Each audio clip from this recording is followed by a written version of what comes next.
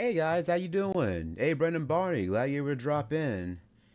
Yeah, I'm sorry I ended up starting a little later than I normally did. Yeah, I had a few things come early this morning, so I figured let me take what I need to do but early on before I run out of time. And luckily, since I'm off today, I can actually start a little later. Even though the stream's gonna be somewhat of a shorter one, I still actually want to make sure I have time to do it. So I figured today I probably do more of a shorter drawing today. I think I might do with Tiger from Tiger and Fivel from American Tail. Yeah, I'm thinking about doing one with here. I think I'm doing one as they appeared in the sequel, Fivel Goes West. Because those were the American Tales series. Like of course you had the original that came out, but then you had the sequel, I think Fivel Goes West, and I think there was two more. I think it was like Return to Manhattan Island, and it was one more. But I remember Five Goes West being pretty good because that was actually one of the few, at least to my recollection, where the sequel was just as good as the original. Thought I expect free. I thought I didn't make it. No, it's totally fine. Yeah, I had to start a lot later than I intended on doing so. Yeah, I started a lot later, so that's what happened.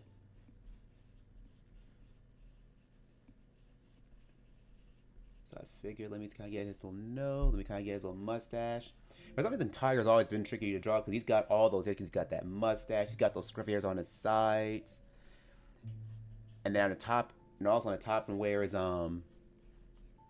ears are too.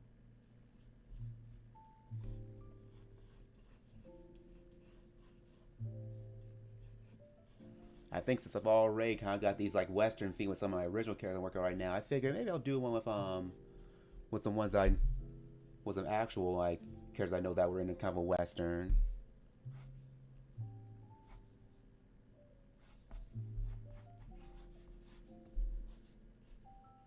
Maybe I get the colors of his jacket. So this will be kind of a very kind of a quicker drawing.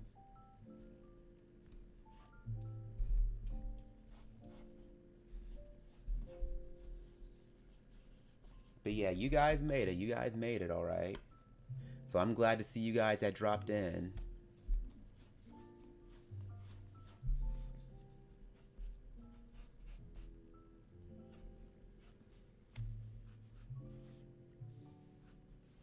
Let me get his feet. So I'm just kind of being a quick little gesture drawing for each for both Tiger here.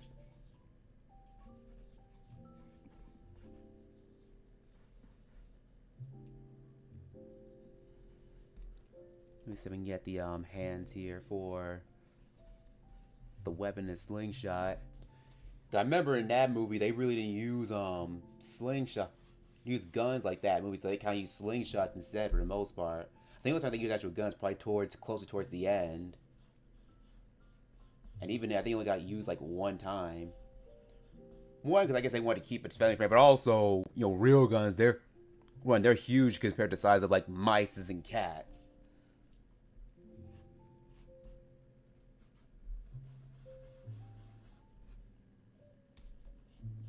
So let me see. Let me get around his hands here.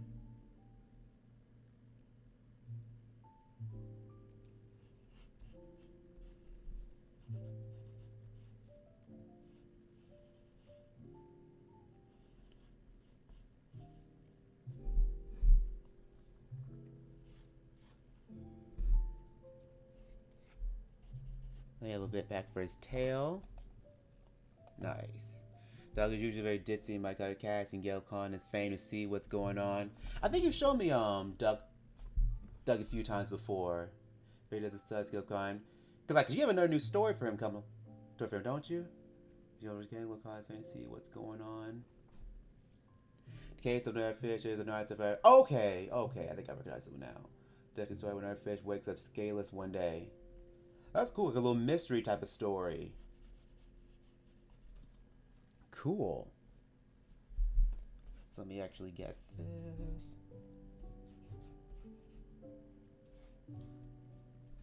That's cool, I like it. Let me see, how do I want to do it with this one?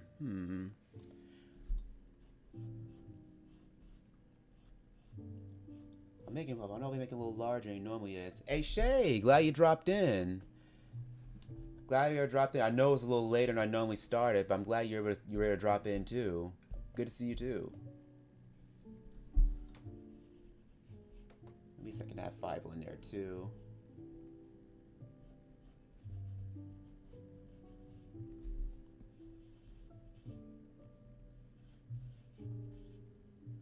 Yeah, I know for a brief while, I think for America, they have had a little TV series that was out for a while too. They came out after Fivel Goes West. It was like, I think it ran for like maybe a season or two. And that kind of took place, I think, like probably just right after the movie, to my recollection.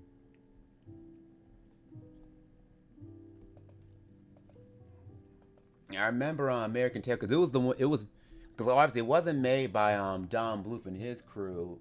It was made by. Oh, your birthday's in 12 days. Oh, well, happy early birthday.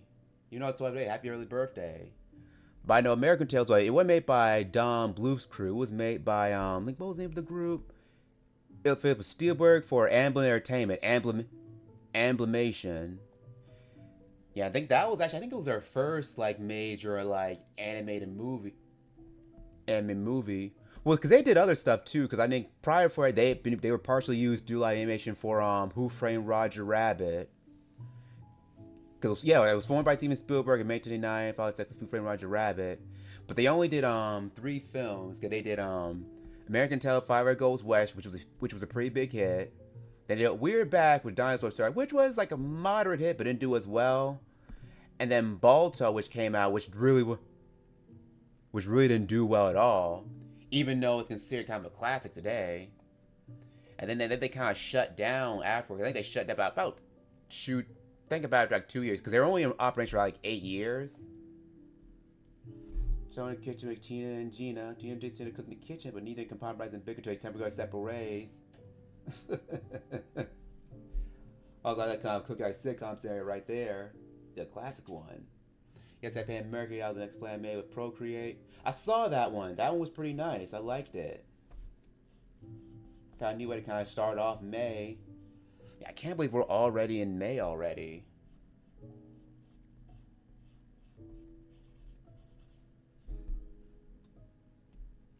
Something else I was going to mention. What was it?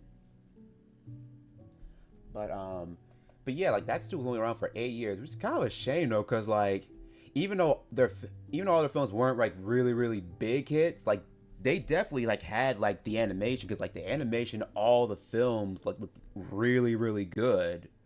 Like every single film, like from Fivel Goes West, even the Balto had really great animation. But all that to consider, it was kind of around a time where I think like Disney was still like in the middle of its renaissance. So any other like anime that was coming out around that time, it was being compared to them, because Disney pretty much kind of almost set the golden standard of like what a blockbuster animated film should be. And so any other film that kind of got to that tried getting that film but ended up missing the mark, it was often judged sometimes a lot more harshly than they needed to be.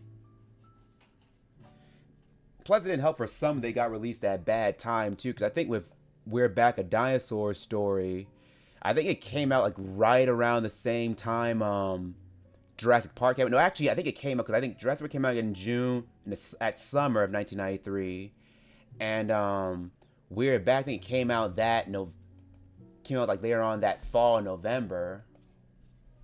And then apparently their ideas, they figured, if parents might want to take their kids there because it'd be too scary, so I figured they'll see Weird Back instead. I also got some stuff in DMs. Yeah, it's already May. It feels like January. I also got stuff in DMs. I'll have to check it out a little later. I did see some of the stuff you showed a little earlier. Earlier. I saw that one you got with the Chris with Chunk Frank and Randall with their new like super suits. I like them. They look pretty good, and also some of the other sketches too. I still need to finish reading the rest of those scripts you had shared as well, but the new stuff you've been showing me is looking great. If you're January, I can imagine. I know you're up north. It's probably even still chilly up there. And I keep hearing the weather all the country's been pretty screwed. Because I know over on the Midwest, they've been having all these Woodtastic 3. Nice. So do you have like same pals that got their own different things? I could definitely see somebody that could definitely see either Randall probably having the stretchy powers, or maybe he had the flame power. Since he's more cantankerous, he's got that fire personality. And maybe Chuck has the electric power since I think Mr. Last he was like the kind of the leader. I don't know. Maybe they have different ones altogether. Sorry, I reached 1,000 followers on BlueSky Instagram. Also, Pixify was an IG alternative. Hey, congratulations! I think I did see you reach 1,000 on Instagram. I didn't realize you got on BlueSky too. That's fantastic, though. That's wonderful. Yeah, right here in the West, it's kind of screwed all over the place. I know, like over the Midwest, they've been having those storms, those tornadoes. And here, well, it's always down here. It's always been kind of really. What was that stretch power? Okay, cool. Yeah, I always wondered because I figured since he's already kind of has that long body and a snake, it'd be easier for him to kind of like stretch around and do all those special things, that snakes can, that last person can do.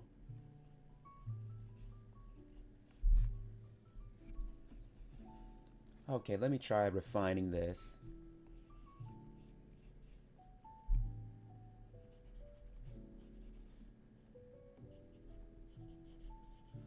Let me try refining.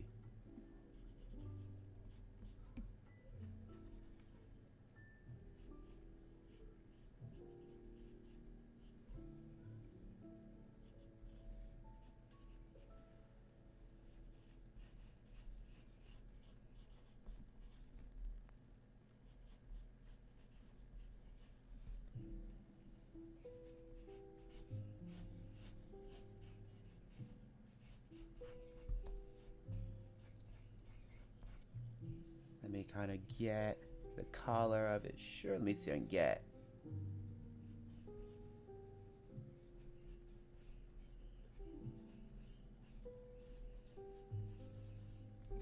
Let me kind of get.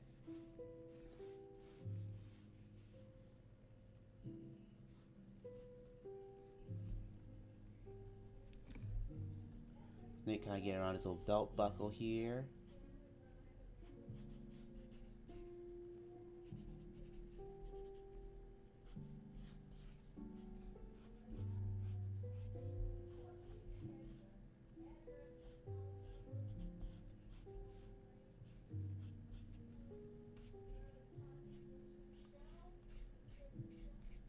Let me get his other foot here as well. I know it's got that bushy tail. That's always kind of tricky to do. I think I'll have it kind of curl around down here.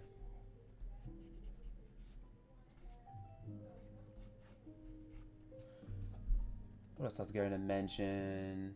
Dutch body get fire, always spread flower. No, I'm gonna get tangles on body in the woodlands. Oh yeah, they are stretching all those trees. With all those trees and branches. I know we'd have a time trying to get getting in and out of that. that would get us in trouble. And of course we get more irritated the more it gets tangled.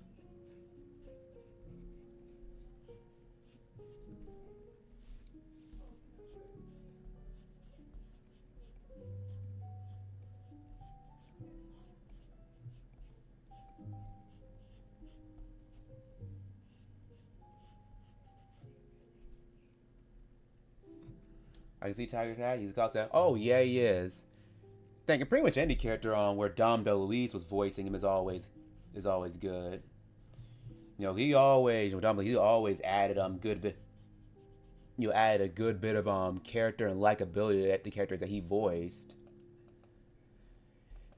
And I'm trying to think, was he the only one that returned for a lot of the other stuff? Because I know he was definitely in the he was definitely in Fivel Goes West. I'm trying to remember if he returned to the sequel that came afterwards. Okay, because he was in Manhattan Island, because it wasn't that one. And what was the other one that came out? Fires I Could Tell, Mr. Night Monster. Was he in that one too? Okay, he was in that one too. I know usually mostly like the sequels involving Dumbledore's sequels involve Dumbledore's. He usually appeared in some of the later sequels. I know even for All Dogs Go to Heaven, he voiced Itchy.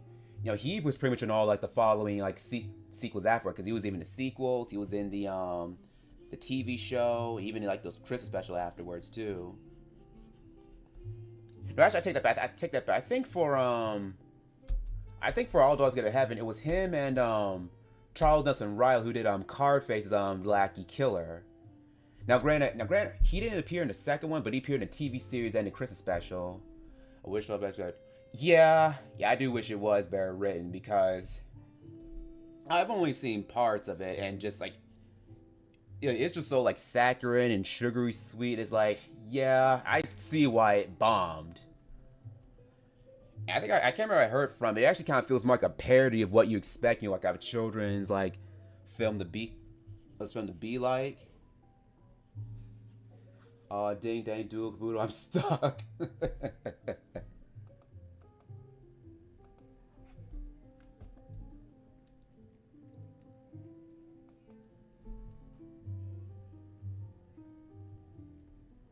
Let me see if I can get, I'm gonna get Fivel here. Even though it's kind of small here, I want to make sure he looks okay.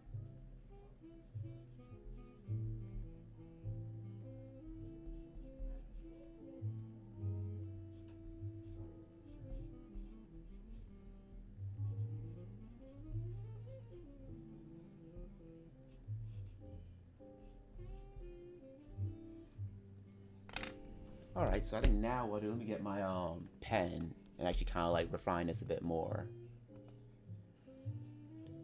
That's subject to in that situation. Okay,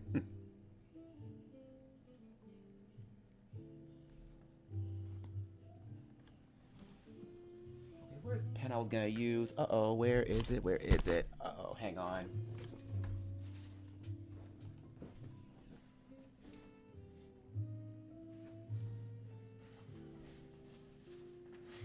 Oh, here it is.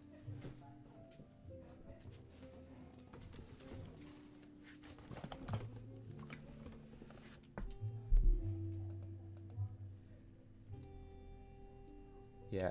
But I remember getting back to Ambulations. I remember, I think, with the We're Back one, they had planned, I think, like, since Jurassic Park came out that summer, it was released, that one came out, like, in that November, like, that fall. And apparently their idea was like, well, they figured, well, fans might, cause I think Jurassic Park would be too scary to bring kids to, so they figured they'll bring the Weird back instead. The problem was, Jurassic Park, like Jurassic Park, it was very much a huge hit, and believe it or not, some kids they like to see scary movies. So when they saw how big hit, and also seeing how big FX was, a lot of folks didn't want to go see it because I think it only did because how much money did it make? I think I only did like 9.3 million at the box office. Streaming. What was the budget? What was the budget when they did that one? Let me see. Dinosaur restaurants. Also, what reputations? Doesn't say what the Don't see what the budget was. But I think out of those three, I think I liked the best. I wish they didn't pay the villain though. That part before it's. Yeah, I do agree. I agree. They could have done that a lot. They done a lot better. Right. And even then, I hear that story. Even before we could hear it, it went through a lot of different rewrites before they finally end up going what the final result was going to be.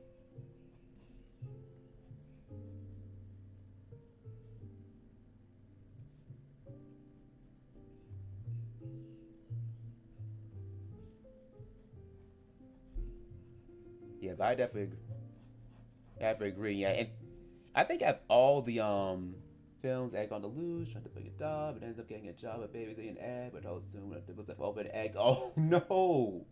And it goes rolling around. Oh man, I hope that. Oh yeah, I hope they're able to catch it. Well, Chuckling Job, I know he'll definitely catch it.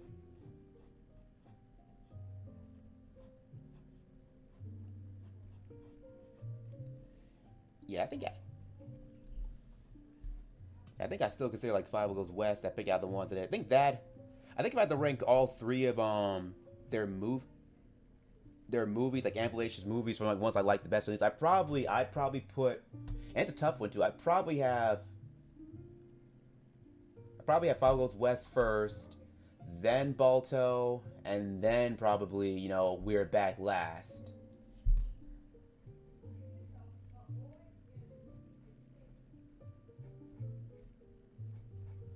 Doesn't friend, I fish out of a visit because he has a little tadpole and baby him.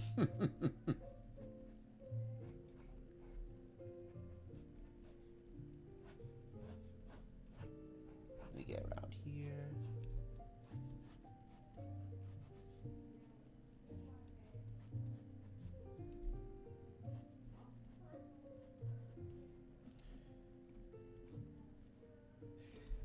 The weird stuff, I remember like those Fivel Goes. I remember they used to play that a lot on like Toon Disney, especially on Disney XD. Guys, think about it. Like, I'm not surprised why some people think like Don Bluth's films tend to be or even like sequels Don Bluth tend to be Disney films. Like, well, one, you know, since Don Bluth used to be a Disney animator, but I think about how a lot of times his movies would play on some of their Disney stations. Cause of course on Toon Disney, like they would play a lot of Don Bluth stuff. Cause they would do American Tail all the time. They would do I think what all of us have, I think they would do their sequel. They played that all the time. They would do that one pretty often. I think the ones they wouldn't play as often, but that I always enjoyed when they did. They would play. They didn't play Secret Den. They would play that every now and then. Thankfully, they never played the sequel to My Nation. They never played that. And of course, they played all those damn Land Before Time sequels. And it's been a while since I've seen. You know, I probably didn't want to lose a rewatch because I remember like just growing up, kind of watching not the movie, but all different sequels. I think the first one I think the first one I saw it might have been the I want to say it was the third one, because I remember like the first few actually being really good. I remember the first ones that came out like afterwards, even though Don Bluth wasn't involved with them. I remember them being really good, and then the ones like afterwards, you know, they've been all right.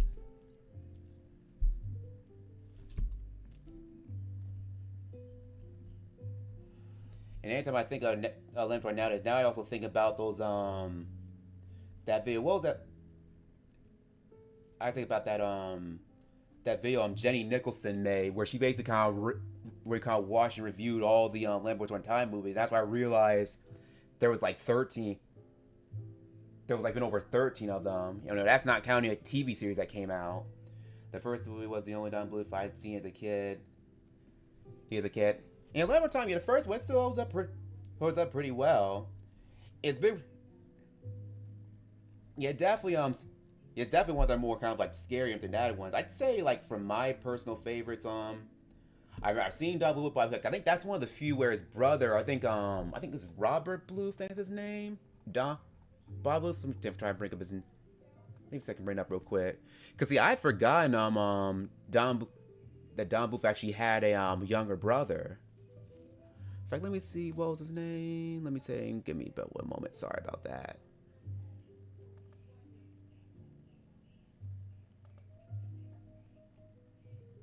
Toby Bluth, that was his name. Yeah, I think that was the only time I think he collabed with Banjo Whip-Out Cat. I think he was uncredited as a writer. Cause funny enough, I think his brother Toby Bluth, he did a little bit of animation himself, but he really didn't do a lot of stuff animation wise, and especially when he did, it wasn't with any stuff Don Bluth did. Because apparently I think he was okay, I see what's going on. He was American Illustrator. Okay, so he was more of like a painter. So he did a lot more stuff like career writing and illustrating children's books. So he was more in more the art department rather than doing like more say like animation. But I'm looking at his filmography. I think I probably mentioned that last week. I don't know if I mentioned last week.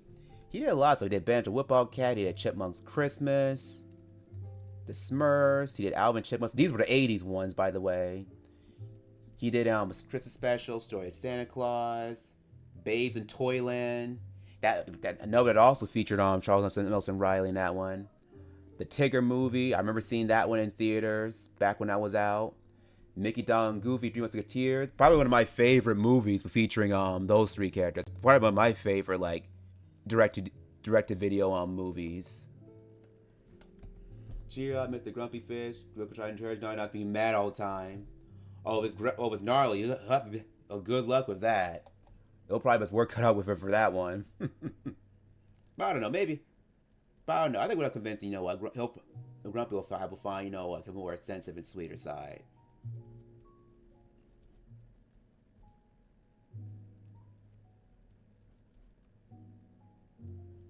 Let me get his hat.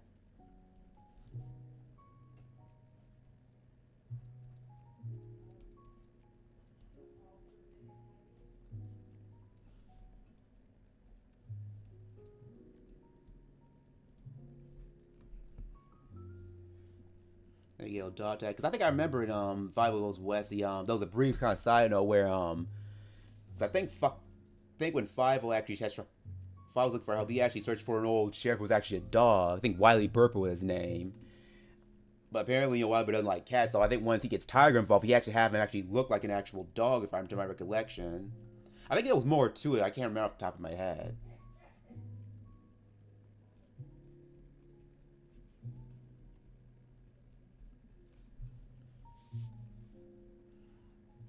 Yeah, okay, now everything's looking pretty good. I took a view of his, I copied that was printed on my birthday. Yeah, I mean, it was a good movie. And the weird thing is, if I remember, I don't think it, I'm trying to remember, did it come out? Because it came out in 2000. I'm trying, did it do it in theaters? Every five in prison, it $96 million. Okay, so yeah, it did do well. I thought it did. I just don't remember being it often. At least I don't remember being in theaters that often. Because I remember seeing it in theaters. I remember my dad took me to go see it. I think we were the only ones in the theater. And the funny thing is, I vividly remember, we didn't saw it, but I also think that was the first time I heard that Lou Bega's Mambo #5. A little bit of mambo in my life. Now, granted, it was the Disney version it did, because, the original version, it was more adult themed. But he did a Disney themed version where it was all about the Disney characters. And I remember that was the first time I did that. Also good, done with with Pot. Couldn't stand the reacted to Rosie. That made like creep, even when he kissed her. Yeah, that's the thing about Stan. Like, they try to make him wholesome, but he just comes off as creepy. They make him come back as annoying. Yeah, like whatever. Yeah, whatever they were cooking in the writer's room for that movie, they should spend a little more time on it. Yeah, because a little bit I've seen, it was okay. And what's worse, that was one of the few, at least in my recollection, where it was one of the first first movies where Dummies had more control over the writing process. Bodybuilder, Mambo 5 gonna make construction. Oh, now that I didn't know. I didn't know Bodybuilder did their own version of it. But honestly, I'm not surprised though, because I remember that song was actually big for one hot minute back in the early 2000s. Well, Lou Bega himself was pretty big because he had that. I think that was his big #1 hit, but I think he had a few other smaller hits too. Cause I think he had one called "It's Tricky," then he had "Bachata," but those other ones I think he had they did okay, but they weren't as big as Mambo #5. I mean, only because Mambo #5 that pretty much sampled a bit from Louis Prima's song Mambo #5, so it already had a similar tune that most older folks recognized. And what's funny is that apparently I didn't realize until later that Lou Beck, he's actually originally from Germany. Yeah, apparently he was actually originally from. Let me see what's up. Yep, he was from Yep, he was from Munich. Yeah, technically he was from Munich. He was from Munich, and then the thing is, he traveled to Miami, Florida, and it's there where he kind of started making music as we start taking on more of a Latin beat. And to my say, I think he still occasionally does music to this day. I think the last thing I recall him doing that allowed to see buzz, he did the theme song for Brandy and Mr. Whiskers. He did the theme song for that song, and that's the one I can think of where he actually did actual music, music that was kind of more well known. I think nowadays I think he's probably more in producing because that's how it is sometimes. Some folks are considered one hit wonders. Some may have that one hit. Some folks, they're able to keep on going the other hit, and then some folks they'll have that one hit, they'll ride it for all they can.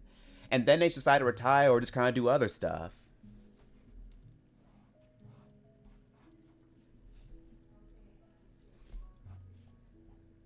Okay, this is all looking pretty good. I know it's a little rough, but now it's really starting to come together. My friend Ian came with a story for my series. Frank finds a crystal that's as big as him. He doesn't know what to do with it. So he decides to find a purpose for it along the way. Sleazy's gamer, Cyrus in this case. So on Lewis, when he sees Frank, he decides to use for his own people.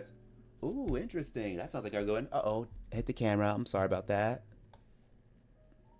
Ooh, that sounds like a neat idea. What is a little magic crystal? Let me just kind of thicken up the line work here.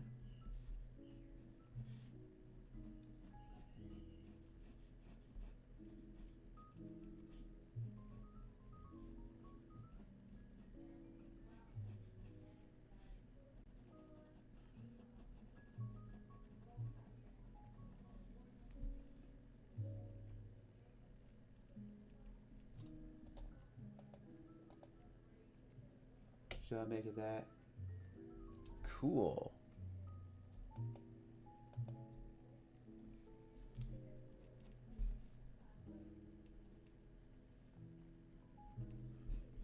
Let me see. Let me just kind of like thicken things up.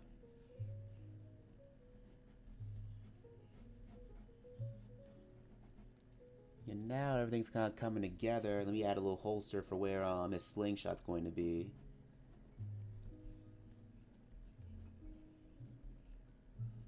I think with Don Blue stuff, like I've heard someone say, but I think it's still kind of accurate. It seemed like, like with his movies, they started off really good, strong, with like Secret of Nim. Like pretty much all his 80s stuff was usually pretty good, but then everything kind of started going a little funky when we start getting towards the 90s. Because I remember Secret of Nim was Sim, that was sort of a moderate hit. Well, it wasn't a big hit, but it did okay. It did enough so where it could make another movie. Then they had American Tail, which was a bigger hit. Then they had Land of Time, which was even bigger hit. And then they had All Dogs of Heaven, which did okay. But the thing is, it came out at the same time Little Mermaid came out. And see, now they had to compete with Disney again. Then they had Rock-a-Doodle-Doo, which was just okay. I mean, I don't think it's bad, but it's not. It's definitely better than Trolls in Central Park, that's for sure. It's definitely better than Trolls in Central Park. Park. Then you had, of course, that. Then you had, I think, called Pebble and the Penguin, which is a little better than Trolls Central Park. Definitely has a lot more of an actual conflict. Then I think they slightly brought it back for its hits with Anastasia, because that was kind of a big blockbuster when it actually did really well. Also, they went Stu Step Out Dead in the Water. Yeah, that's right, because he was I think Double, he was kind of part of one of the early one of the folks involved during the Ice Age, like early development, back when that movie was being made. Yeah, that's true. It was. Probably kind of wishes, wishes Don was alive, because it would be interesting to see how Ice Age probably would have been if he had stuck around. Because I keep hearing, I think I've heard that with Ice Age, it was actually going to be more of a more serious films, whereas the current Ice Age, it was more of a comedy. And honestly, I think if he did, I could see it maybe having that type of feel over like Land Before Time, maybe like Land Before Time, just for more, but also that whole prehistoric setting. But yeah, I do remember that was one of the things of like I say after I bluff. Yeah, I would have loved. Yeah, it'd be great to actually see him do one, in his style. But I remember, like around the time, of course, he has Anastasia, that ended up being big. It's been years I've seen that one, though. But I remember that was like his last, like, really, really big hit. But then he tried to follow with Titan AD, which I remember being pretty good, even though that one tanked the box office. But here with that one, I think the problem was apparently, like, when it came to marketing, they didn't know if this marketing as a family film or a sci-fi one, even though it's clearly more like a sci-fi type of deal. But then again, I feel like anytime with animated sci-fis, they tend to be hard to market well, especially towards like a family crowd. Because I think even Disney, when they did Atlantis: The Lost Empire, which is more of like a sci-fi film, that's another great movie. But yet that one tanked when it was at the box office. In fact, you're not just talking about, even like Disney in general, they always tended to have pretty bad luck whenever they did more like sci-fi related films. Because Atlantis, that would have tanked. That movie with The Rock, I think Escape to Winch Mountain, that was a sci-fi. I think that one didn't do well. They did John Carter, which I loved. I remember liking that movie. That one tanked at the box office. And even back in early on, back in the 70s when they did Black Hole, Disney's first PG movie.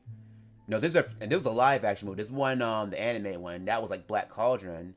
Even when that one came out, that one tanked. Even though it's like a cult classic now, that one tanked at the box office. Jumping jerks. Tobias has a kangaroo much bigger, taller than him. Oh yeah, you gotta watch out for those kangaroos. Yeah, they may look cuddly, but they can mess you up if you're not careful with them.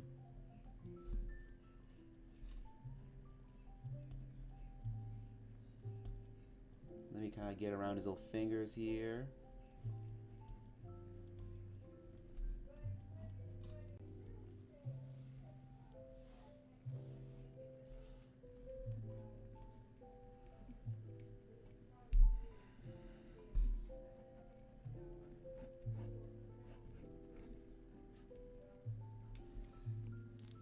Alright, so I think now we can go and start coloring these guys in.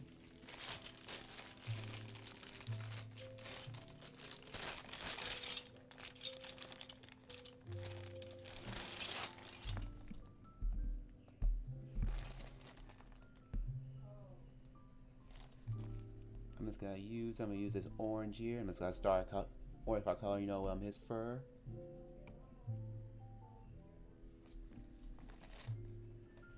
And I think after Ty, he hasn't really done the other thing. I think he's still trying to get that Dragon's Lair movie back on the ground. I really hope he does manage to get that movie finished. A Dragon's Lair thing, because I know he had that Kickstarter thing. It was a while back, but I haven't really heard too much about it beforehand. I'll be still make it, or at the very least, I hope he can still manage to make something before, it's his time, because I really would love, for him to actually get a chance to kind of like make one more movie. Like, even if doesn't end up being great, it'd be great for him to get a chance to really see him do it like one more time. I watched a video where he explained that Kid from Kano is not the recommendments. Oh yeah, I believe it. Yeah, their hind legs are devastating. Yeah, they honestly can kill you if you're not careful with them. Your kick, they can knock you back. They can knock you out. Yeah, they can break your bones. I think I've heard of some is where some person got kicked by a cane or NBA concussion. But the thing is, from afar you wouldn't think they're that color, but then you see them stand up, you see their muscles, and see how defined they are around their hind legs too. Yeah, they're not stuff you can messy with. Flamation Dragon, because I have a dragon character with a platinum drawing. Avatar has a silver dining. Ooh, looks like a new story. And new character too. Platinum Dragon story for dining. Cool.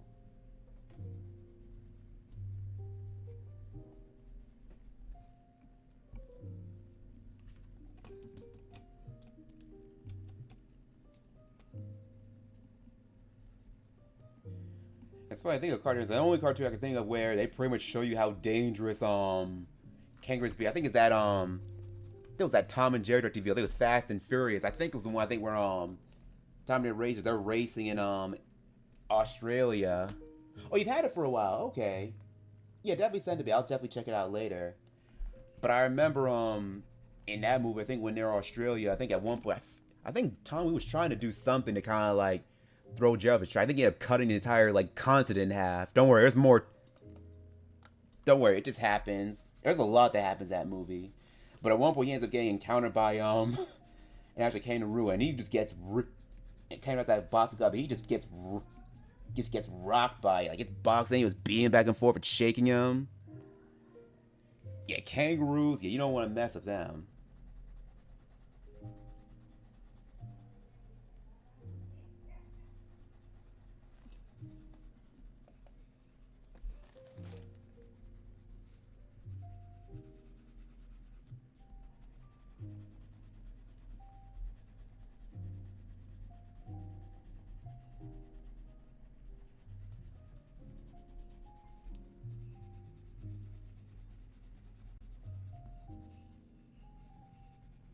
Yeah, not to mention the Tom and Jerry episode where Jerry got confused for Joey.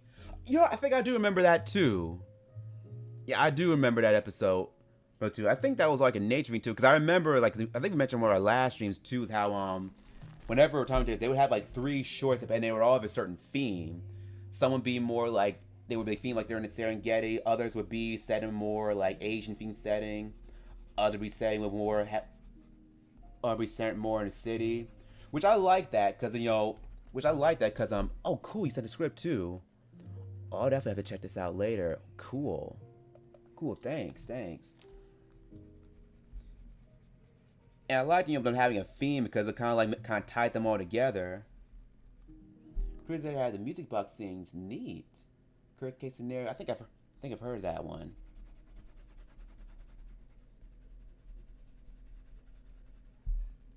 Let me see, what else do I want to add here?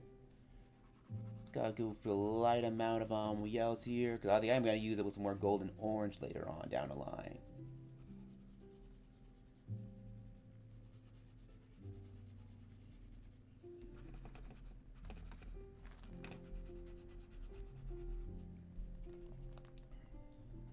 Yeah, I think when it comes to like the modern like Tom and Jerry stuff, I still think Tom and Jerry Tales Story is my personal favorite. Even though it doesn't really get that talked as much about it, I think I remember really liking it, especially I think in the second season.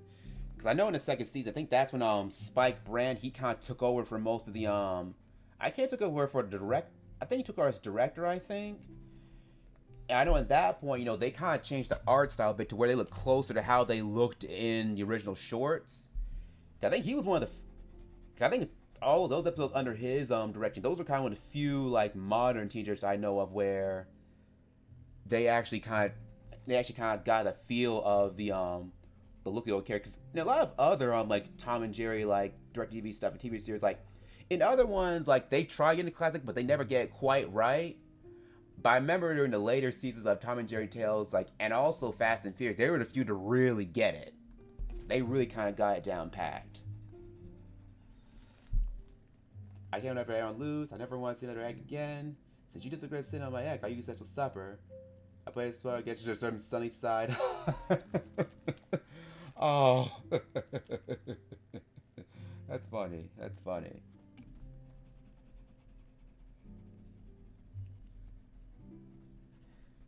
We get that. The Reunion 2 says when Tom were in their early 40s on too. Yeah, like the one I think once Spike Brand took over, but he kind of was it. Yeah, that they actually started having him look more like their early like 40 designs. And I want to say there was even a few I think where they actually had him more even more kind of like where even Tom even had three whiskers. Those remember the old cartoons like the really early ones. Tom had like three whiskers instead of two. And there were like a few I think where they actually did do that. Yeah, I think the ones you're talking about. Yeah, it was definitely one of them. And even the cool thing is that they even brought back old characters from those early shorts too. I know they had one where I think they brought back that eagle. I think that one. I think one dresses up as a bird and flirts with it. Then there was another one they did where I think it was a zoo cat where Tom tries to dress up as a zoo cat to impress his girlfriend, and that girl was having. I think in this one he instead of dressing as a zoot suit as a guy in a zoot, so he comes more like a rock and roll singer or a blues singer. I think that's what it was.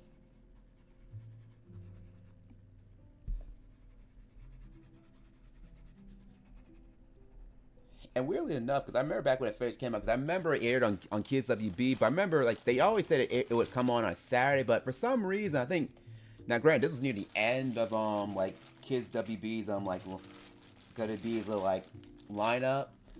I remember even though they said they would premiere stuff on Saturday, I think where I was like for some reason they would air a lot of stuff on a Sunday instead. Like they didn't do WB like on Saturdays here. Now, great, it could be like a scheduling issue. I guess they figured like since like, it was on its way up because I know this is towards the end of I think when Tom and Jerry was on Kids TV, that was kind of towards the end of like of its run. Because I know because of course a few years afterwards, then the whole thing kind of went defunct. And I probably wish that I did watch it a lot more growing up. But of course, like growing up, that's when they had like animes. Of course, they had Batman. They had all those series and like. I knew about it. I would catch it every now and then, but I really didn't see it that often because, of course, like, for me, I always watch the classic ones. Of course, like Cartoon Network, Nickelodeon, Disney Channel. Well, I didn't really do Cheers until much later. I think I would watch Disney Channel every now and then, but I don't think I got into it much later until I think once Cartoon Network started doing Adult Swim. And since it took me a while to kind of get into Adult Swim for a while, I watched Disney Channel after a while.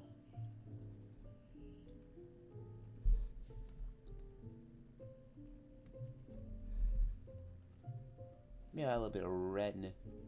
I know this thing's more like it's like a darker shade of red. Let me add a little bit of redness to its fur.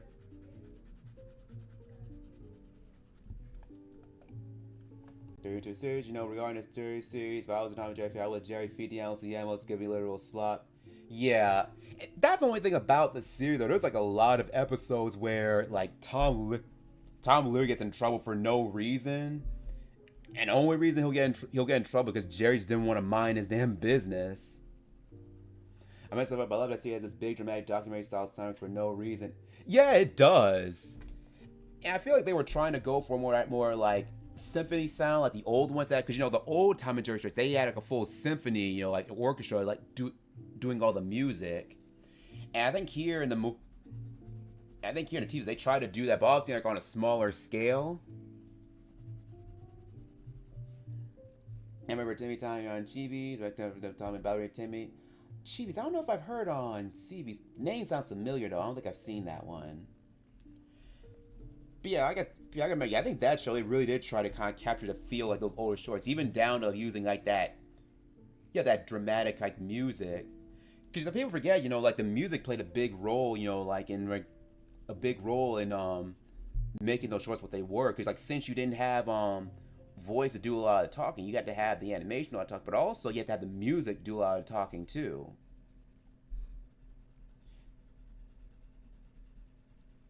I think who's the guy that composed a lot of the music? I think Scott Bradley. I think that was his name, Scott Bradley, because he composed a lot of the music for all the cartoons.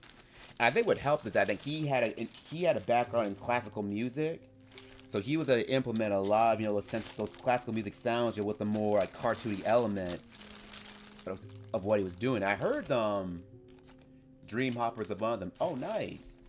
And I heard I think not too long a while back there was a CD that was released of his compositions. I can't remember what it was called. It's all in CD. I think it was recorded. I think it was like in the late 50s, where it was just like music he recorded, where stuff they recorded like for the record for some of the shorts. I'll check it out. Cause I think it's out of print now though. Cause that's the thing about some of these soundtrack albums, especially like for really really old stuff. You gotta try to get it while it's still in stock. Cause it's gonna be hard to find. You know, like once it's out of stock. I know it's not a perfect fight, but then it's my first time drawing him. I know Kev shows for pictures of various narratives. I showed you your DMs. I do remember you showing me those. I do remember that. And they were pretty good. They were pretty good. Tom and Jerry and Takes Every Two. Oh, most definitely. Because I'm trying to think, what was I going to add next here? What was it?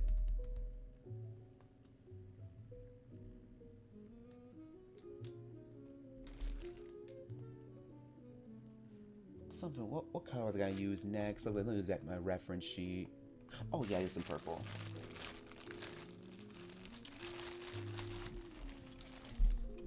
Yeah, cause something about that old school, you know, like soundtrack music for these cartoons, always fun to listen to. Cause like sometimes fun, cause like it's classical stuff mixed with more comedy stuff. Cause like that music kind of sync up with the actions. But sometimes you'll also hear like little musical nods from other movies. Like even when I listen, sometimes if I'm listening to old music, you'll hear a brief nod from The Wizard of Oz. Like there was a few times I think in some targets you'll hear a little brief nod to musical Oz. I think another one's for the Nutcracker Suite. I think I did another one for a couple of other like MGM films. And I think it's cool because it adds kind of a nice nice like little kind of personal touch in a way.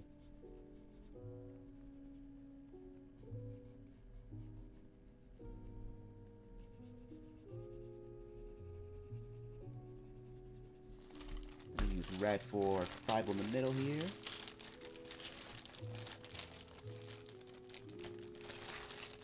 Actually, I'll just use the red right here.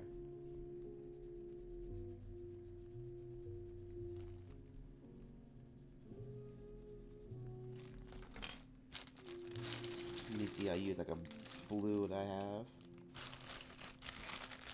Let me see. Where is it? Where is it? Let me see. Here we go. Here's the name of the album. Tom and Jerry Text 2. Okay. Okay, that was the name.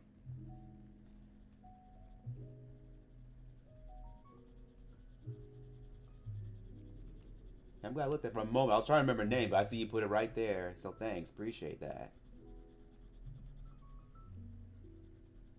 Yeah, so I'll have to...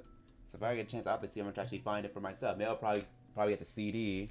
Because for me, even though I tend to listen... Even though I do listen to a lot of music, especially if either on Spotify or online through YouTube, like, every now and then I do like to have actual, like, CDs. Because sometimes every now and then it's like... It feels good to kind of have an actual CD, so that way you can actually kind of like, say for example with these right here, you can open up, you get the information about them. Like say for example, if I want to look at the track, the track listing inside, if I want to look up what information behind the songs, I think it's cool to, be able to have that, like have that so you can have something tangible to look at. Especially for more like classic albums or if it's a remake and they're posting like new information about the artist. Because that's something you tend to lose if you're getting just, like downloading for just downloads from elsewhere, or if you're just focusing in on streaming. Of course, what I need to do is, actually, I need to get around to actually kind of start compiling the rest of my season, my CD cases. Because I have like one of those portable cases, I think I've mentioned this a while back, where basically I can take the seeds out and can put in these little sleeves, so they're all in kind of like a little booklet in a way.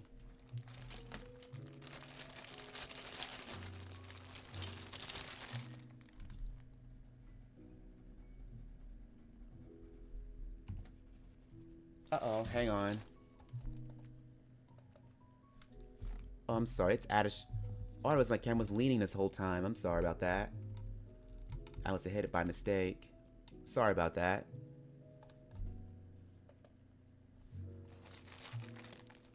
There's two that I've listened to Vietnamese walls on cassette. I had 24 pieces. I need to check out those Vietnamese walls. Those walls. So, in fact, I honestly should get around to checking out classical music a lot more. Because the only times I've really kind of like listened to classical music often, aside from, of course, cartoons I listen to, but every now and then I'll listen to like different like prog rock bands when they decide to actually experiment with classical music, either prog or hard rock bands when they experiment with it. Because I know one that comes to mind is Deep Purple's Control for band and orchestra, where basically it's them performing live, but they got an orchestra behind them. And the thing about and what's cool about it is their keyboard player John Lord, he was classically trained, a classically trained composer too. So what he did is he composed an arrangement to suit both the orchestra and the band. And I think it wasn't the last time, because I think they did a few more like afterwards. And it's actually pretty neat. It's also one of the few I think where they utilize both the rock side and the orchestra together. Because some of the others I've heard, they've been pretty well, but they tend to stay on the more the rock element. Because of course you've had other ones too. I think Vanilla Fudge, they did one. I think the most famous is Metallica. They did S&M. That was one they did with an orchestra. They did that. I think Dave was in Metallica from Megadeth. I think he did one too. I listen to put CDs, Lewis, in sleeves. Yep, see, I do the same thing. I listen to Dude as a form of my muse and writing. Oh, nice. You know what's funny? I was looking at Dude Brothers. I think they were supposed to come in. I know they're still on tour right about now, because I think they came in town not too long ago where I live. Because I think right now, I think they were on a tour with Styx. Because I know at least over at the venue where I saw where they're coming in town, I think they play a theater over here called the Amaris Amphitheater. It's about a good 40 minutes from where I live. But when I saw them on the bill, they were scared to play over with Styx. I think nowadays a lot of these older groups around that period, they tend to tour together. Like I know another time I went to see Earth, Wind, Fire in Chicago, and they were paired up together, and they were great. But I wouldn't mind seeing Doobie Brothers again, though. Doobie Brothers. Well, I haven't seen them, but it'd be cool again to see them. I'm trying to remember if Michael McDonald's still in, because I don't think he's in it now. Let me see. In fact, let me look that up real quick. Because I know their lineup has changed up a lot over the years. Let me see.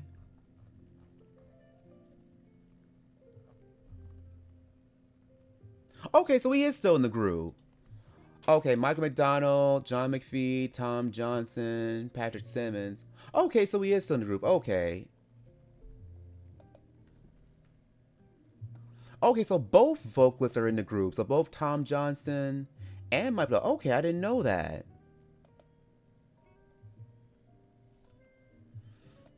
I think because Tom Johnson, he was in the group first. And I think Michael McDonald, he came in a little bit later. You didn't see it, but Frager has the Tom and Jerry on his SoundCloud. Oh, really? Oh, I'll have to check that out. Well, I'll really have to check that out. And they're all original recordings? Oh, that's a good find. I'll have to take a look at that. Hey, thanks.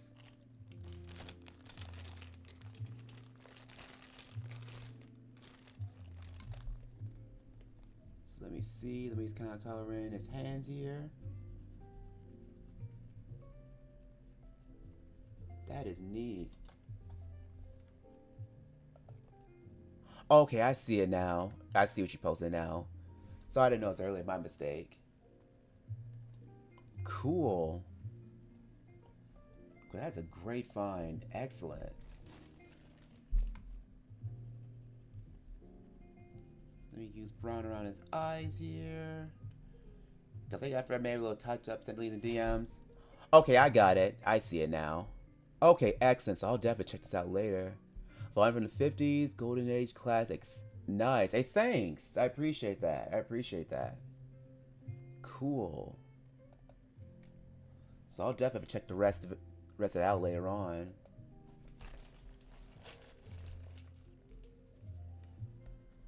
So let me just add a little, use that brown here and there. Not gonna use too much here because I think we'll be almost done.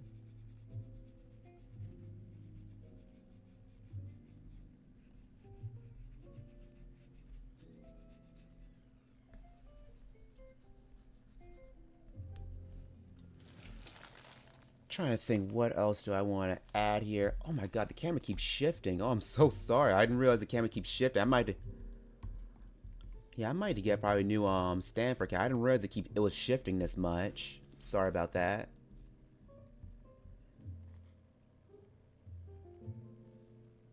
There we go. Alright, cool.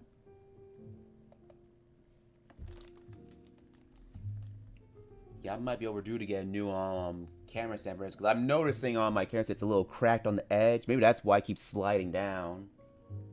Also, it's like he messages. I just will be talking, skip over stuff. I don't know if you notice them. No, there's no problem at all. Yeah, sometimes I tend to not see stuff right away because I can be talking on something that I want to make sure I respond to things that you brought up too. Yeah, it's not. You know, it's not you. You're good. It's sometimes and sometimes I'll notice it. I just don't always notice things right away. So it's my bad. Yeah, so you're good. You're good. So, trying to think, what else do I want to do here? Trying to think. Because I wasn't planning on actually doing, because I wasn't planning on doing this and having this be more of a polished piece. I figured I want to keep this kind of very loose and very sketchy. What I might still do is I might add a little bit of shadows here just to kind of add a little bit more dimension. And if not on here, I'll definitely add some more later on after I'm done in the stream, before I post it. Plus, I want to kind of have something kind of like nice to kind of finish up this sketchbook, because I realized I still had one empty page left in this sketchbook here that I've worked on for the past couple of months. So this is the last page. So I've officially finished this entire sketchbook here. Maybe cassette covers had lyrics. Yeah, indeed they did. And see, that's always a cool thing to have too. You have on the inside where you can look inside, see what they're saying. Especially if you're dealing with singers where you can't understand what they're saying or singing. The only time I skipped over aside from the CinemaScope remakes was Downer Duckling. That was too dark for my liking. Yeah, it was kind of a downer because, it was that duck who said no one loves me. He's trying to kill himself. Tom tries to eat him. Now, granted, that one at least it had a happy ending. It definitely at least it ends better than say like Blue. I think it was Blue Cat Blues. I think that was the one, or was it Down Cat Blues? I think that was the one. Yeah, most of the and I don't think I've seen that many of the CinemaScope stuff because I think the CinemaScope remakes. I don't think they aired those often on Cartoon Network. Now, granted, like at one guy's no reason because they're basically like the same shorts. It's just they've been traced over and put over different backgrounds. Keep wanting cries of crowd. Yeah, that's what makes it weird. And granted, I'm aware, like Tom and Law's World come back and they could have that more darkness to them. But yeah, I agree. I agree. It's definitely kind of a dark one.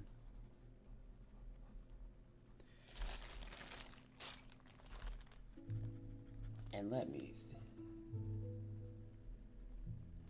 Yeah, because I think and I'll be honest, like most, at least as far as like the classic run of Tom and Jerry, I think from like their 50s ones. I feel like a lot of their ones they did in the 50s for me, like they're kind of like, well, I don't hate them. They're kind of like a hit or miss because you have some where they're pretty funny, but other times I feel like a lot of the labels are more focused on being more cute rather than funny. Because of course, that you had ones where you had a lot more with Quackers, you had a lot more stuff, with like Jerry's old cut, Jerry's nephew, Tuffy, and they did a lot more stuff, of course, the parents. I think they had those. Then of course, that last one, I think of that baby, and that awful babysitter that was in the very last one.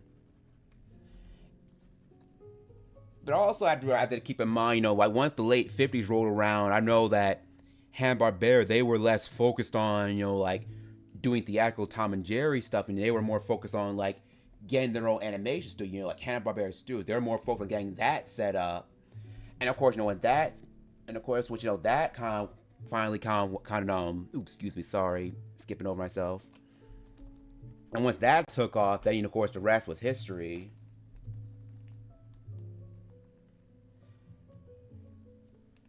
But yeah, they did some of their shorts for that year, there were a little bit of duds, especially that one you mentioned. It was. Yeah, they had two, because there was one, it was the very last one, was Tot Watchers.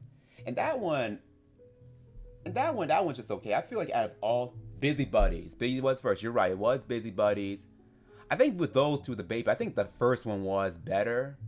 Because I feel like the last one, Tot, I think kind of borrowed a lot of the gags from the first one. Plus, it doesn't have an unsatisfying ending too, because like, Tom and Jerry go around trying to find this baby, they get arrested. Now, granted, we assume that they might got let go since we saw the baby kind of running off at the end. Yeah, exactly. If you already got the original like shorts, there's no point of airing the Simcoe remake because it's exactly the same thing. They were made because Daniel Turner probably was going down and shit it. Yeah, that's right. Because like they really weren't. Right, yeah, they were going at business. They couldn't afford. They really couldn't do all cars like they were doing like back in the day, like back in the 40s. And right now, they didn't really have as a high budget like they did back in the 40s too. But yeah, you're absolutely right about that. Yeah, she did need. You were there always on that phone, and then even what was worse is like I remember when I finally saw like the full widescreen version of Tot Watchers, where when they actually bring the baby back, and then they come back to arrest them, you see, in fact, you can't really see it on TV version because it crops out the image, but in full widescreen, you can actually see Jean. She takes the baby from him, and she's actually mad. And it's like, why are you mad though? It's your fault for losing them. Although you probably think the only reason you're probably mad is they made her look bad. Because like after when the police actually talked to him, he probably would have said like, okay, and what were you doing while the baby was off going somewhere? So, yeah, kind of a mid, kind of a downer, kind of end like the classic run, boys and stuff.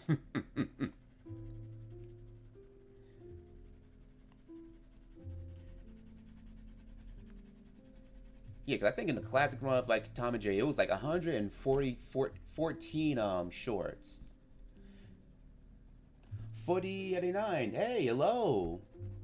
Hey, glad to see you. No more attention. What was I about to say? What was it? Yeah, it was like 114 shorts, and I'm the second here. Cool. Hey, glad you're able to drop in.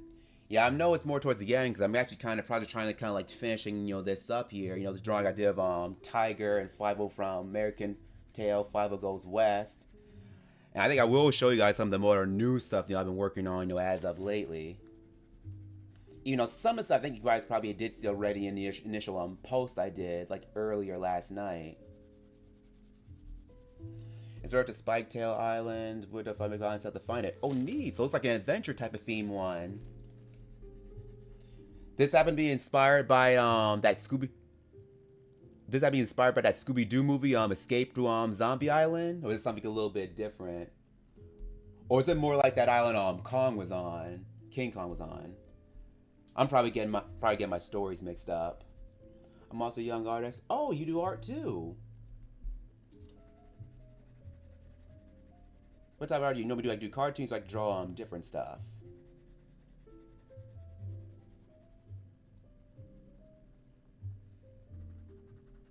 And I'm trying to think, what else was I getting to mention? What was it? What was it? Oh, it'll come back to me. It was weird. Like, between, it's weird. Oh, all of a sudden it'll come to me. I'll just end up forgetting about it.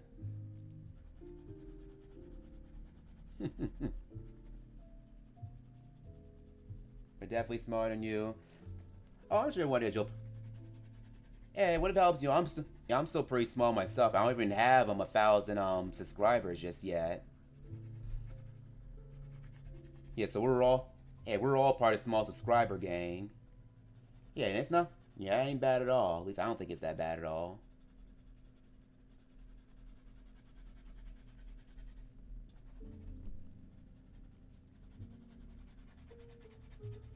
It's very small to you.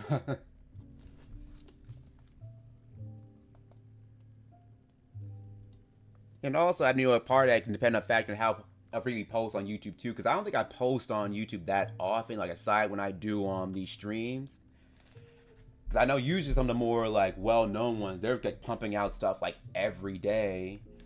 And see, for me, like since I worked like throughout most of the week, like there was no way in the hell I could actually like kind of start pumping out new stuff like every single week, unless like I take like one day where I'm just like making a lot of stuff in bulk, and just posting it on different days. The keyboard is not symmetrical. Yeah, that's why I'll have to adjust it a little later on. Yeah, in fact, I need to get around later on at stream. That's actually why I'm airs to kind of really readjust my desk here. Venice, sauce coming deal with sharks coming fast with fleas. This turns amazing. I'll leave her goodbye, Reggie. Hey, Glacier, I'm glad you were able to drop in. Good to see you. Venice all came with an idea about sharks becoming infested with daphnes. Oh, water fleas. Ooh, those are bad. Oh, I can only imagine gnarly and chartreuse like really, really having a hard time with that. For some reason, I can see either chartreuse, especially gnarly, but probably gnarly not wanting to admit they have them first, because I figure they don't admit they have them, then they figure they can't get the actual treatment for them. Yeah, but that's not a bad idea. And what else I was going to mention? So yeah, I think this is actually it for this one right here. So that's where we gets hit the worst. It bit me. Yeah, I like that. Okay, so I believe that's it, for this thing right here. So we got our drawing of Tiger armed with his slingshot. With Fivel sitting at the edge of a slingshot here. So of course, Tiger's gonna be careful. He's gonna be careful not to let go, so it won't hit him. So trust me, he'll be careful. But yeah, this is actually the last drawing I've done in this little sketchbook here. Before that, I haven't really done all that much stuff in here. And of course, some of you might have seen some of this stuff already. Like I already did this drawing here. That was all like in little highlight markers. We get tidbit. He has the worst reaction. I good leech speak knowledge. Oh, you do. Tiger is like a big plush magnet. Oh yeah, like that's the thing about what I like about Tiger design. He's very very large, very plushy. And I know for Tiger Goes West, I know for him, they kind of streamlined design, because I remember in original American Tail, he was very hairy and scruffy. But I know once the sequel came around, they kind of simplified and streamlined the design a bit more. I think even more so when they did the TV series and the other sequels afterwards. Strong memory and pattern thinking. Oh, neat. That's a pretty good thing to have. He's like a pillow.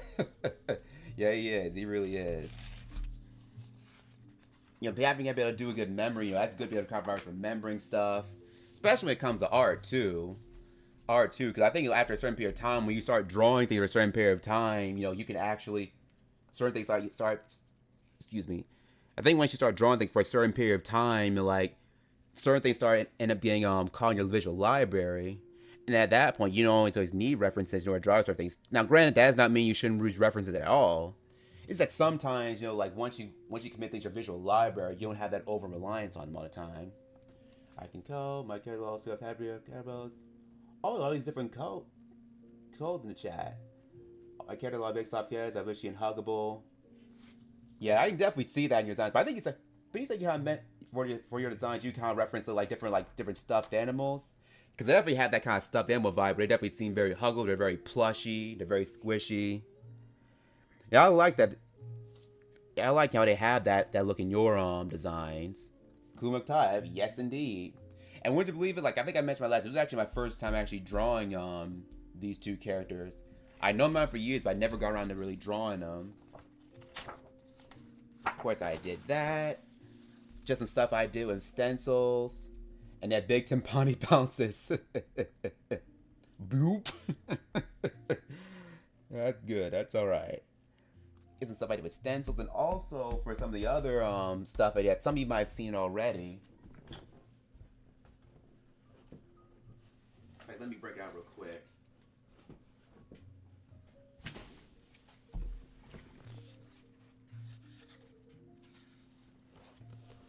And of course, some of you have already seen some of the newer stuff I've done in the new sketchbook I actually started in.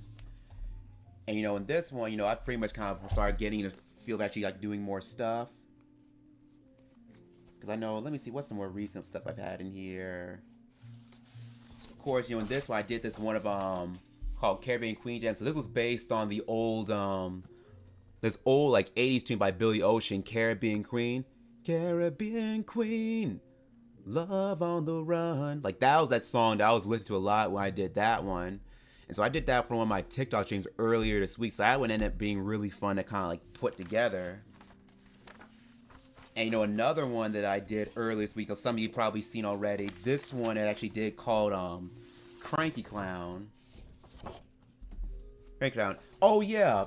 So that one right here, I've used some of this little stencils that I had. It's like, let me see if I have them nearby so I can show you. I'd use those while kind of playing with these different designs. Yeah, here we go. Yeah, I'd use this little stencil thing right here where I was actually kind of moving around and kind of getting different shapes. By the way, when we do another tray, you can draw us, get you as. Oh, thanks. Yeah, I'll definitely consider doing that when it's time to actually get around to doing that. Yeah, I definitely do. Yeah, that's good to know. Appreciate that. And you see, you know, these stencils come up with different different sizes. Of course, I can do like different shapes. I go around. I can overlap to make different like little patterns. I think I did some more on the other side here too, where I kind of went some more on the edges too. They're fun to work with. You know, these little stencils right here. I have some other ones elsewhere. I think somewhere in my closet. I need to find them because I know I think a few I gotten to use when I was actually going to do something involving like more like buildings for backgrounds. Still need to come across it, but as far as recent stuff, of course, there was this Caribbean Queen one I did. There was another one I did. Some of you might have seen already called Cranky Clown, and that was one where it's kind of this cranky clown who's on his break, you know, at a party. He doesn't want to be disturbed. And funny enough, it went to I think you mentioned it. I think when I posted on DeviantArt, Brendan, where you thought it was Manny. It actually wasn't supposed to be Manny. It's actually a different guy entirely, but I do see the resemblance. It's the only difference is, you know, with this guy, you know, he actually has a fake nose, whereas, you know, Manny, he naturally has like a round, clownish nose. But I can definitely see the resemblance. Hi, Scott. There, very slow to you. I am. Yeah, we're pretty chill. Yeah, we're pretty chill dudes. Y'all very far together as far as chatting with each other. And this particular drawing here, this is actually a what was I about to say? This is actually like a remake of an older sketch I did last year around July. And this is what the original drawing was. So this is kind of a quick drawing I did one of my TikTok streams.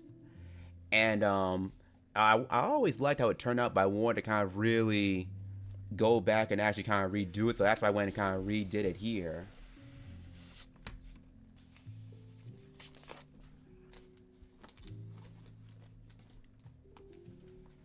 Yeah. Oh yeah. Yeah, I know you do real stuff. I know you showed me a few of your remakes as well, and even your remakes are really good too. Can you let Lee speak? Oh, don't worry, I'm letting you speak. Yeah, I'm sorry when. Yeah, sorry, I mean to kind of cut you off. Oh, oh, yeah, I thought you was like, can you speak lead speak? Oh, you were asking me something. Okay, my mistake. Can you speak lead speak? That I'm not really sure what that is, to be honest. That must be that must be some new thing. Not really sure what that is, to be honest. But what else I was gonna mention? But I know if I know some of the other stuff you've seen, of course, some of you who were other few weeks ago saw this one I did of Manny here. That was something I did where he's kind of doing the old like sledge-o-matic thing, from Gallagher. And also, I think I have a few other stuff in here too, at least for the newer stuff. I think it was like doing with the numbers and letters. Oh, okay, that's what it was. Two of those different codes. Okay, that's what it is. Okay, I didn't understand that first. My mistake. Yeah, I don't really think I don't have any stuff really new stuff, at the moment. Other than just kind of doing a lot more stuff before. Let me see. And here's some more stuff I did with with the stencils and the markers here. So those are pretty good. Did you call your dad when I said before? That you're talking to me or Brendan? I'm not really sure what I'm talking about there.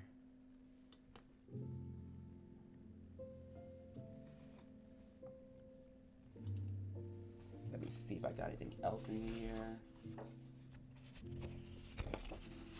Let me tell you the basics. Okay. Also, you were referring to me. I thought you were talking about Brendan for a moment. Did you talk about what I said before? I'm not really sure what you're talking about. Yeah, there's some other stuff here too.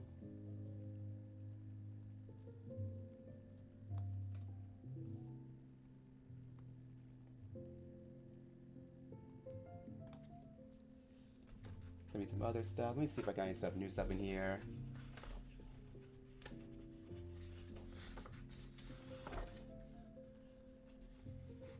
But what else? I'm trying to see if I have anything else. I don't really have that much in here. Just some more like light shade. This is probably gonna be for something. It's gonna be for later on too.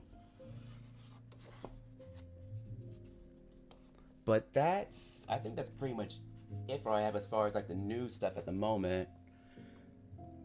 Yeah, but I think that's pretty much it for today. I remember doing the Shakespeare's art class. Oh yeah, yeah, pretty much any like basic class I know. It's pretty good art class had a thing we had to practice like doing stuff with spears, because that's how you kind of was a good like exercise like learning how to shade and learning how to really learn how to shade, understanding form, understanding value. Doing the spear, that's always a key thing to have, and the key thing to do when actually doing that. Cool, y'all doing Shakespeare, high notes, A3, I4, A it's 4, I think it's more lead speak. That's just 5. I wish I could chat a little bit longer, but I do have to head off and actually take care of a couple of errands like later on the day. But guys, I appreciate both of you. I appreciate Shay, Brendan. Yeah, I do a lot of like headshots as well. I tend to do those a lot when I'm doing a lot of my warm-up sketches. Yeah, but Brendan and also Footy Edits. Yeah, I appreciate both of you actually for you joining for the stream today.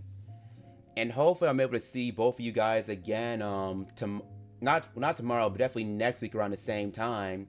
Hopefully I actually start on time this time, right around 11. USA? Yes, I am. Born in the USA. Like that song. Alright, guys. Well, I hope to see you guys again in the next stream next time. Have a great day.